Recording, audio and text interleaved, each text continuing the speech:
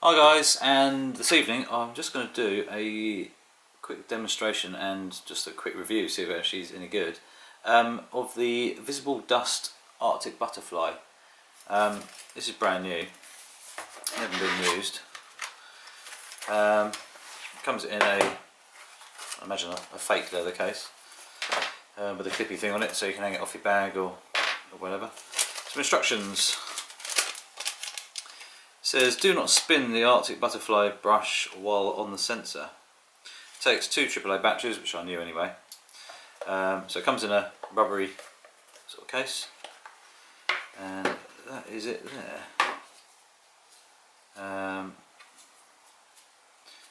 It's like a brush.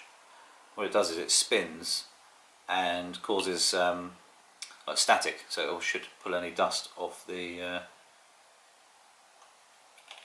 sensor. So let's install the batteries. That way.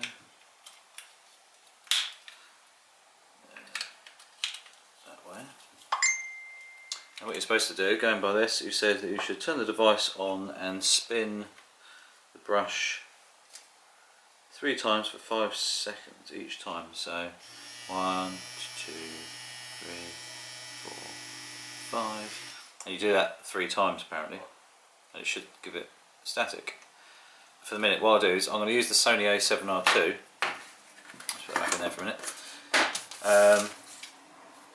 And I'm just going to reposition the camera. The Sony A7R II, I'm going to give it a bit of a quick clean. It's not too bad at the moment anyway. A little bit, which is not too bad at all. I'd recommend using a blower first, just on the soap side. Just get any loose dust that's not attached anywhere, like so. And what I'm going to do now is I'm just going to adjust the camera. So what we need to do is we go to menu and we go to the little suitcase. If you've got a Sony, it'll be the suitcase bit on there, and you go to number 3 on the A7R II and you click cleaning mode. It'll do that, and what it's done now is actually locked the sensor in place. It's also done a high frequency vibration to try and dislodge any dust. So what we're going to do is I'm going to aim the camera down and get it in close enough.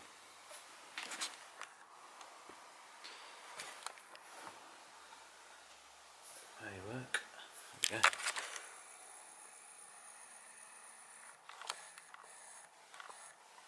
Something like that.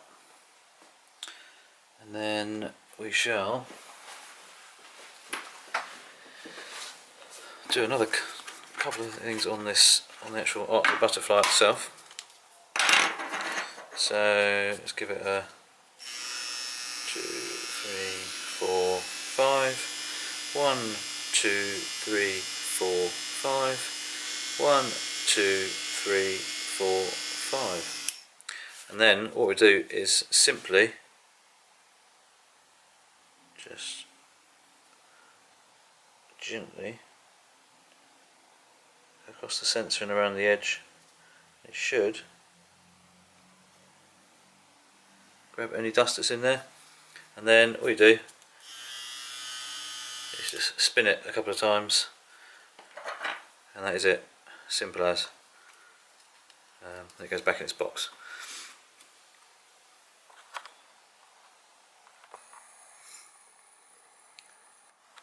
So then turn the camera off, put the lens back on,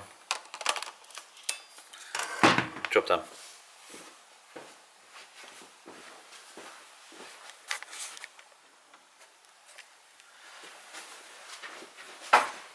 Excuse all the crap behind, that's just the random stuff like waterproof housings and junk that I need to get rid of or sort out. So the Visible Light Dust Butterfly, or Arctic Dust Butterfly. It works, I presume. I can't say it has, and it hasn't done a good job. This rubber case tracks a lot of dust on itself, so I don't know about that. It's not a particularly great idea. They're £100. That's what they come like. They're £100 or thereabouts. You might be able to get them cheaper now, I'm not sure. But let's say it's pulled any dust off the sensor that was sat on there.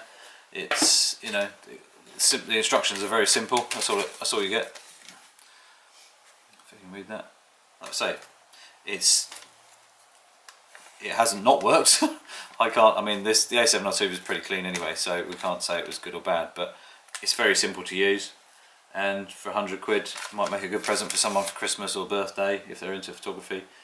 I also use these now, which are not expensive. They're on eBay. They are JJC. I'm sure they come with the whole kit actually. And you get 1 bottle of cleaning fluid, some swabs. I've got an open one somewhere. There we go. This one's been used. There you go. They come in a thing. Here's your swab. It's 24, so it basically does do a full frame, 35mm full frame sensor, but you can use these on a APS-C sensor as well. You can just go the other way rather than having to buy. If you've got 2 cameras that have 2 different size sensors, you can get away with using these on both. That's a dead one.